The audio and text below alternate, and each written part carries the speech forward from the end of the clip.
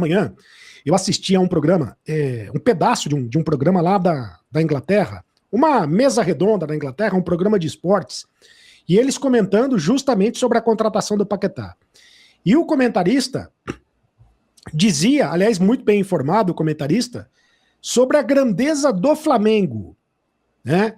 Impressionante a grandeza do Flamengo, impressionado com o poderio financeiro do Flamengo, dizendo que era um dos grandes clubes do mundo. Ele citou o Flamengo como um dos grandes clubes do mundo, o melhor clube da América do Sul, o melhor clube do futebol brasileiro, e explicando que o Flamengo ganhou muito dinheiro nos últimos anos com as conquistas, com a questão da reestruturação financeira, a gestão de excelência, a gestão eficiente, que no ano passado o Flamengo ganhou muito dinheiro no Mundial de Clubes, por exemplo, né? E que o Flamengo tem dinheiro para fazer esse investimento, que é um investimento que assusta quem olha de fora, principalmente lá na Europa, porque é um investimento que poderia ter sido feito por outro clube do futebol da Europa. É uma transferência com valores de transferência de futebol da Europa. O Paquetá poderia ter saído do West Ham, ido para o Tottenham, que chegou a mostrar um interesse no jogador. Ele poderia ter ido jogar no Manchester United, no Manchester City, antes de acontecer o problema que aconteceu com ele da acusação sobre manipulação de resultados. O Guardiola tinha interesse na contratação dele, ele só não foi para o City por causa disso. E o Renan falou sobre o impacto da contratação do jogador e citou o Gabigol. Eu acho que é ainda mais forte do que o Gabigol, porque a gente tem que lembrar que o Gabigol, à época, na Inter de Milão, ele estava para escanteio. O Gabigol não deu certo na Europa, né? Sim. O Flamengo contratou um jogador que depois entrou para a história do Flamengo como um dos grandes artilheiros, né? Como conquistando grandes títulos, mas na Europa ele estava escanteado, né? Ele foi negociado justamente porque estava escanteado, porque não estava sendo aproveitado na Europa, porque senão, dificilmente à época o Flamengo traria o Gabigol para o futebol brasileiro. Dessa vez é diferente, o Flamengo está contratando um jogador que está no auge da carreira e que tem mercado no futebol da Europa. Está tirando um jogador que é titular de um time da Premier League. Pode não ser um time de ponta, não é um time de ponta, mas ele tem mercado no futebol da Europa e é um jogador da seleção brasileira que estará na Copa do Mundo. A simbologia, e o Renan tem toda a razão, é muito forte, porque mostra a força do Flamengo no futebol mundial, né, trazendo uma contratação dessa. Se isso vai mudar a mentalidade dos jogadores, eu não sei se isso vai acontecer em curto prazo, porque eu sou da época em que o jogador de futebol, nas categorias de base, principalmente no interior, eu sou do interior de São Paulo, tinha o sonho, jogadores que jogavam no Guarani, na Ponte Preta, por exemplo, tinham o sonho de jogar nos clubes grandes da capital, né? Hoje em dia, esses garotos já têm o sonho de jogar no futebol da Europa. E muitos deles nem passam pelos grandes da capital, né? Os que passam nas categorias de base dos clubes grandes também já vão direto para a Europa antes de jogar no profissional.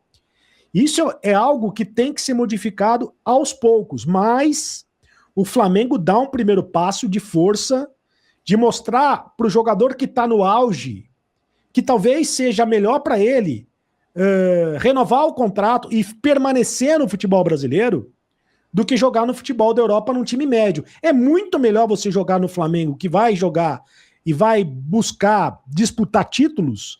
Você vai ganhar bem, o Flamengo tem condições de pagar os mesmos salários que porventura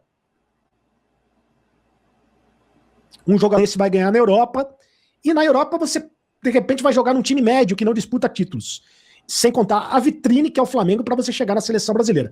Então, acho que simbolicamente é uma contratação gigante, viu, Júlio? Só a gente tem como exemplo o Samuelino, né? Que nunca tinha sido convocado, veio para cá, vive um momento hoje, na minha opinião, abaixo do Carrascal e do Everton Cebolinha, que jogam na função, e chegou a ser convocado por uma oportunidade, entrou em campo na eliminatórias, contra a Bolívia, por exemplo, como titular. Ele chega bem, né, Júlio? Mas depois ele cai vertiginosamente. Na verdade, o Samuel Lino, na minha opinião, a melhor partida dele foi a estreia. Foi contra o Atlético Mineiro no Maracanã, em que ele faz aquele gol anulado no finalzinho, né? Poderia ter sido, inclusive, determinante para a classificação do Flamengo.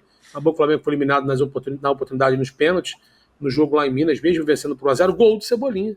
Né?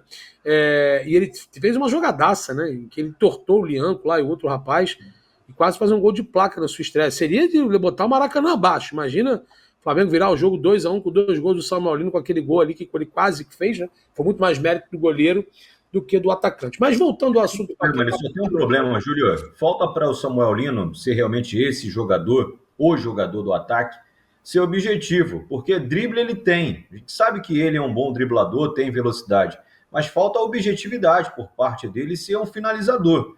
Falta Sim. isso. É por isso que o Cebolinha hoje está entrando em campo e está sendo melhor do que ele. Porque o Cebolinha hoje, quando entra em campo, ele é muito mais objetivo do que o Samuel Lino. Samuel Lino, às vezes, tem a oportunidade de fazer uma finalização ou até mesmo um cruzamento para buscar um companheiro, uma assistência, e prefere um drible a mais. Por isso que hoje, para mim, o Samuel Lino está com esse déficit aí com a torcida e com o time. Meus amigos, o Flamengo tá com muita grana, né? E tá sendo um time hoje respeitado, não só no Brasil, não só na América do Sul, né? Mas toda a Europa, né? O Flamengo hoje tem sido um clube grande, um clube que tem feito grandes contratações, né? Lucas Paquetá aí, essa compra aí, vai gerar muito o que falar, né? E o Flamengo hoje é um time grande, né? Por quê? Porque conseguiu se estruturar, conseguiu pagar suas dívidas e hoje, como é um clube que tem maior torcida, né? O Flamengo hoje é uma grande empresa que fatura bilhões por mês. Então, a torcida do Flamengo aí tá alegre e Lucas Paquetá em breve vai estar no Mengão e o Mengão ainda vai ganhar muitos títulos esse ano. Então já compartilha, se inscreva no canal e deixe seus comentários aí que você achou dessa repercussão do Flamengo aí mundialmente.